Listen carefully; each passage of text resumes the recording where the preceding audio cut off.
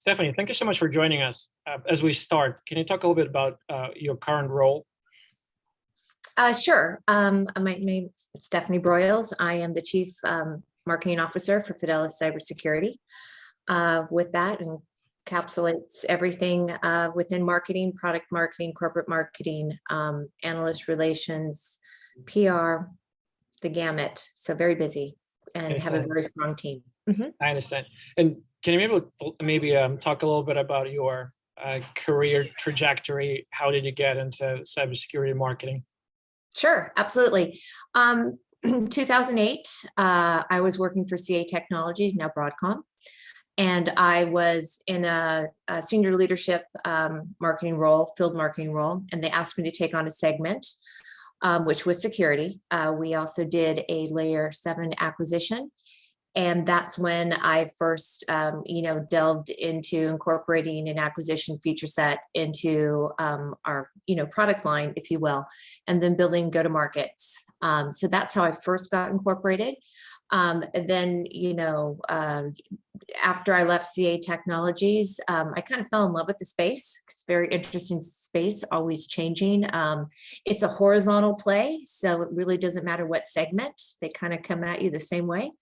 I believed that there was depth and breadth and growth. At that time, I was focusing in public sector. I live in the Washington, D.C. area. I was focusing on public sector, and then I was given opportunities to also expand into commercial and global accounts, and even global positions. So after CA Technologies, which is now Broadcom, I did some consulting with some small private companies, found my way to FireEye, which was a tremendous opportunity. From FireEye, I then was pulled over to Palo Alto Networks. At Palo Alto Networks, moved into an enterprise North America role, very closely aligned with the field. Again, was asked, very focused on security, was asked to take on a cloud segment. So with that, my night job became my day job. And for the last 6 years or so, I've been focusing on cloud security. So, and when you think of cloud security, it's also hybrid, but ultimately the migration to cloud and everything about, securing our environments. It's really, really grown significantly over the last 24 months with all that's happened to us, working remotely, so on and so forth. But super happy to be where I am and the journey that has led me here. Excellent. Awesome. And well, it's a very interesting background and experience, and kind of from your vantage point, what would you recommend professionals who are maybe just starting a career or looking to transition, or maybe even students who are just looking at cybersecurity as a space with affinity to marketing, as they're just starting on their journey? What would you recommend they focus on? Focus on any opportunity, whether it be internship, freelance, entry level, finding just like with any sale of a product, finding a point of entry and then expanding from there is where you want to go. It's an incredibly exciting field. It's not going to be changing. It's pretty recession proof. I mean, cybersecurity is not going away. So I absolutely would recommend it. There are a lot of great, depending on if you're in college looking, there's a ton of internship programs, even with my company and other companies that I've worked for. So I would highly encourage those endeavors. I'm also a huge advocate. I love developing people. So, I welcome anyone who's interested, and I can make introductions in certain areas, depending on where you're based. So much of our life right now is remote, but there will be some in-person stuff too. So obviously there's hotbeds. Washington, D.C., where I am right now, is a hotbed for security.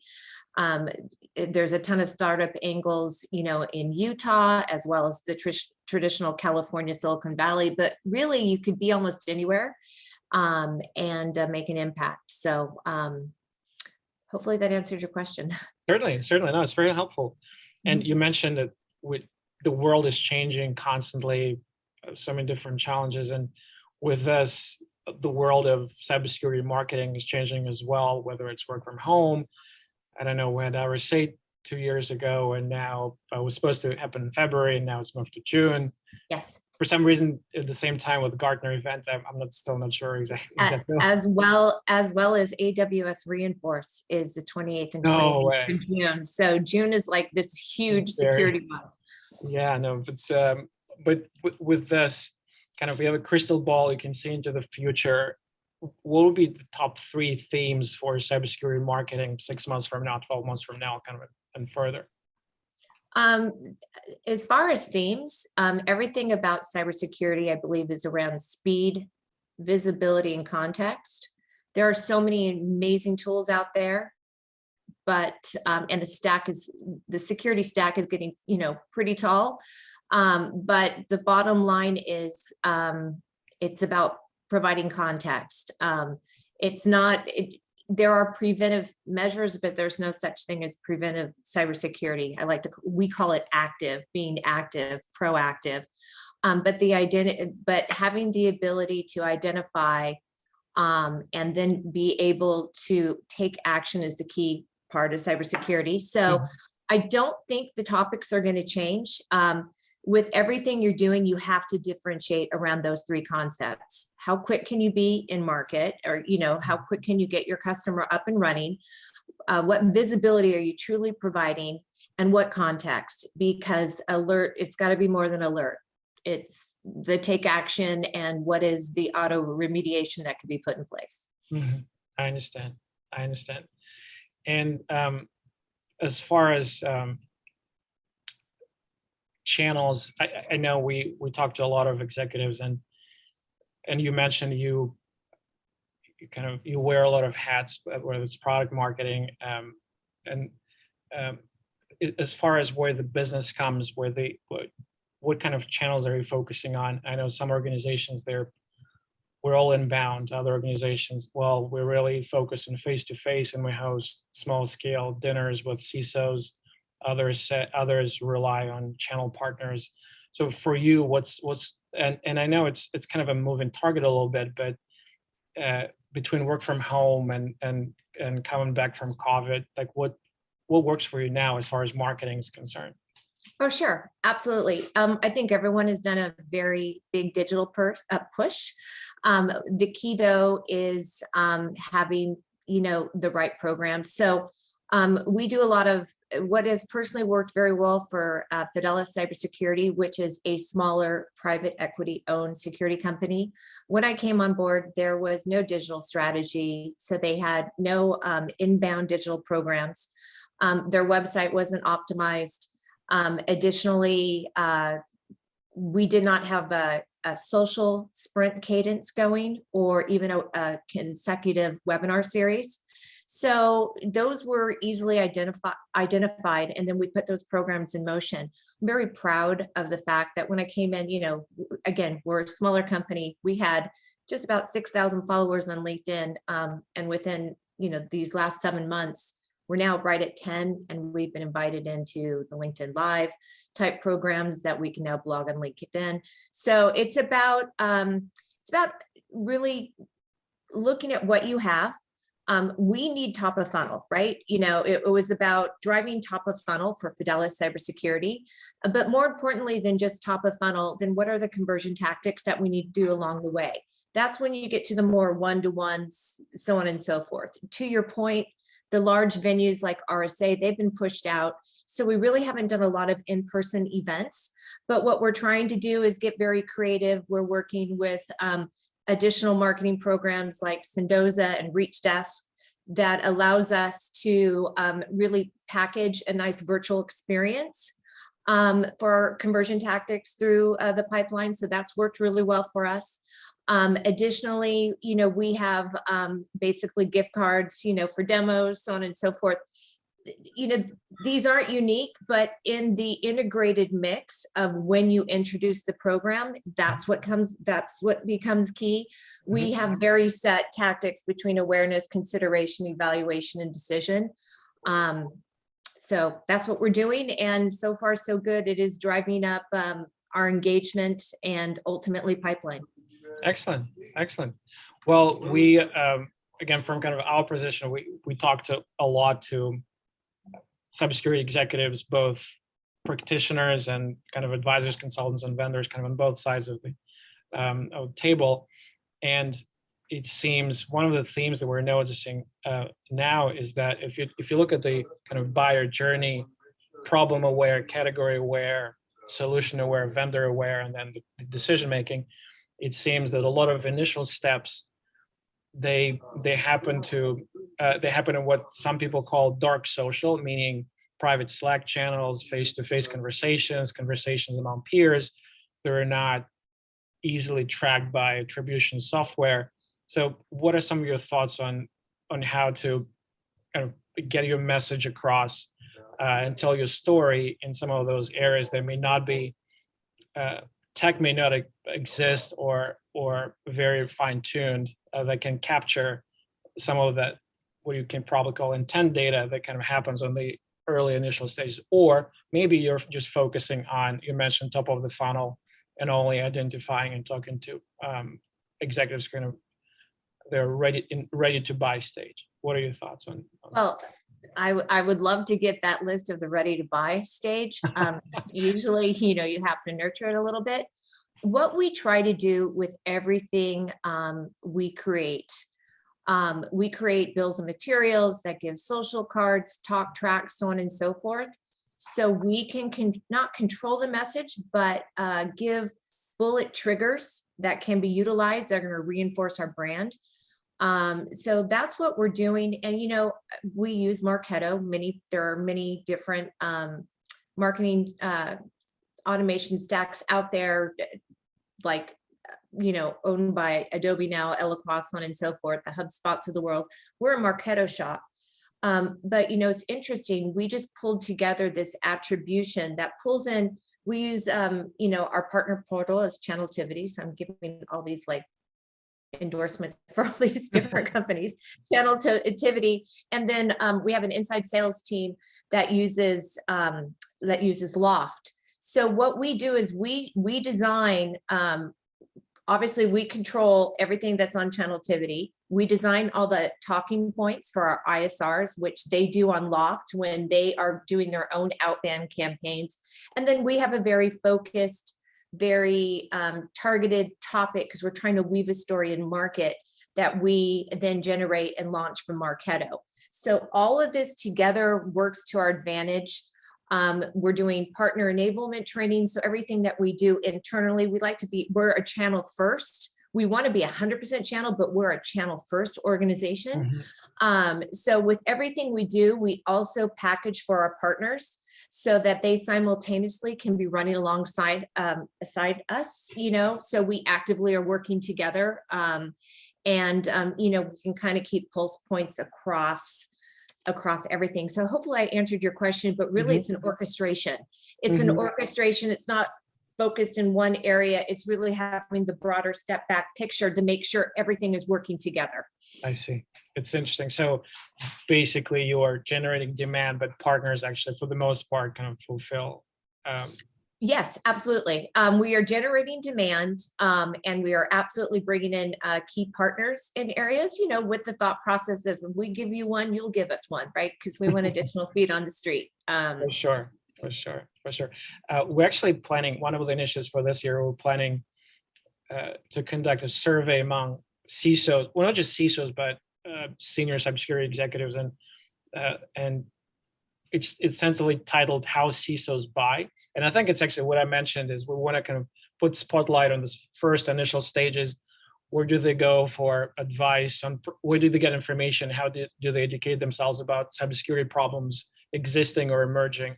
How do they evaluate different solutions? How do they go from 50 vendors to a short list of 3? Like who would you consider an influencer? Where this information is coming from? How's the decision-making process structured? It's kind of work in progress, but if you could ask 1 or 2 questions along those lines about those first initial stages, problem aware, category aware, solution aware, what would some of those questions be? Well, it would be the use case that was solved for. So that's ultimately what it's all about. So hopefully I'm answering your question. I think I understood it. But if ever we get time with any CISOs, and we have a CISO advisory, key long time, lifetime value customers that we run everything by, and we're always trying to create smaller venues where it's basically speaking from the CISO. In fact, our upcoming webinar is going to have from the perspective of the CTO, the CISO, and then the threat research team, because each of them see the same issue differently, or they approach it differently, or it means something differently for them. So we always try to take those perspectives. But the bottom line is, not to be corny, but what's keeping them up at night, based on the engagement we have to date, what has kept them up at night? What have we solved for them? So we can document the detailed case study, be able to articulate the use case that, again, security is horizontal. So even if you're solving for something within healthcare, the case study is applicable to that segment, but the use case possibly can work across multiple segments. So understanding what we solve for, and then, just trying to repeat it. If it's working here, let's see what we can do for you. And let's understand every single time. It's very, very important for Fidelis Cybersecurity, and I think all cybersecurities, to come in from a fiduciary standpoint, to understand what they have so they can best complement.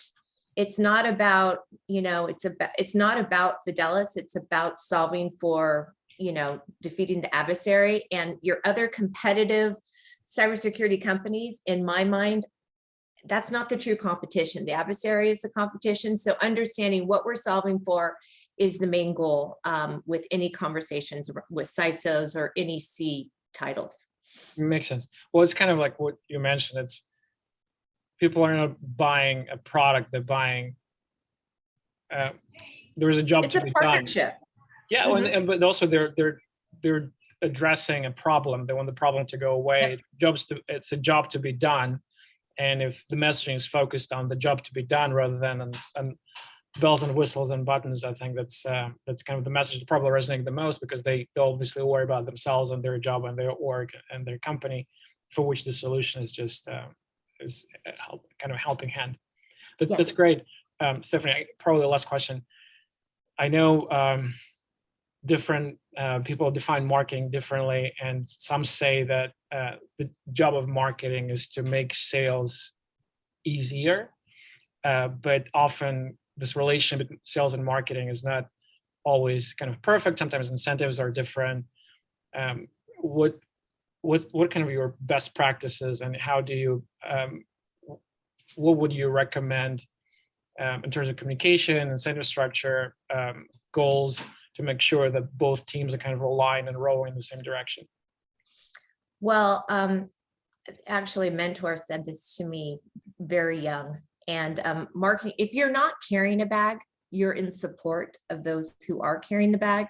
So it is incredibly important to understand the challenges that our sales teams are having, so that we can best support them with the programs, with the assets, with the communications, with the talking points they need to have them be successful and move forward.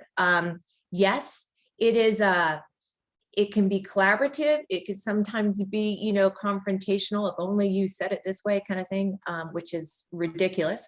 But the bottom line is, we have to be in lockstep, and we have to understand and build relationships. I mean, I love being brought out on sales calls. I want to hear what they're dealing with, so we can best shape programs and giving them talking points to be better. It is not always marketing is a science. Sales is more exact. So we have to figure out how to best and make them successful. I probably want to do over on that one, but I mean, no, it's great. It's great. No, Yeah. it's as you said, it's a science, but also there is art to it. And yes, there is, absolutely. And it's interesting that you mentioned that, because I think it's it's just, there is so much pressure to perform. There is so much pressure from investors on the board, and the cybersecurity space is getting so crowded. Every time I read TechCrunch or some news source, there's just another company going public or raising, I know, hundreds of millions of dollars and unicorn status. It's and there's Yeah, I never knew unicorns existed as much as today, but they do. I know there's like it's literally, I lost count. It's so many, probably hundreds by now, if not thousands of, and a lot of them are actually, I think, cybersecurity and HR tech seems for whatever reason it's kind of the two spots that are really favored by VCs.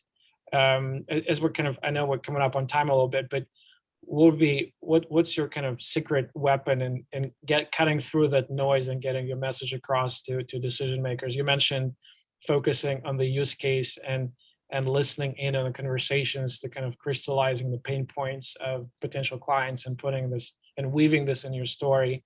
But as far as your advice, whether it's a specific social media channel or specific tech, you mentioned Sendoza and some of the other or companies that you use, but what would be kind of your, we're not going to tell anyone, but what would be your secret weapon? The secret weapon, there's not a silver bullet. I wish there was. If there was a silver bullet, goodness, probably wouldn't need half of us. It is, again, your message has to be crisp. I can't tell you how many small companies I've had the opportunity to work with that say, hey, we are the most, and I'm like, everyone says that. So knowing what your key differentiation is, and again, mapping to speed, visibility, and context.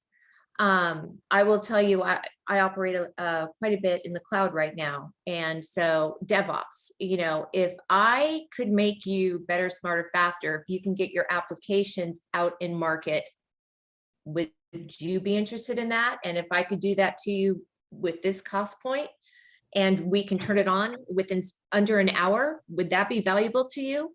You almost can work with any company within that scenario. And if you deliver, then you're going to be able to upsell, cross-sell. So it's focusing on point of entry based on pain point. Don't try to sell the whole thing. I mean, it's ridiculous, and plus, people already have a lot of stuff right now, but it's not working super well together. So figure out what is your complement and go from there. Because it's about improving their lives. Obviously, if you make a sell, it improves our lives too, but the whole goal of cybersecurity, I believe, is a service to improving lives. So if you always have that front of mind with all that you're developing around programs is how we can make people better, I think you will be successful. Absolutely. Stephanie, thank you so much for your time. This was a pleasure. Very welcome.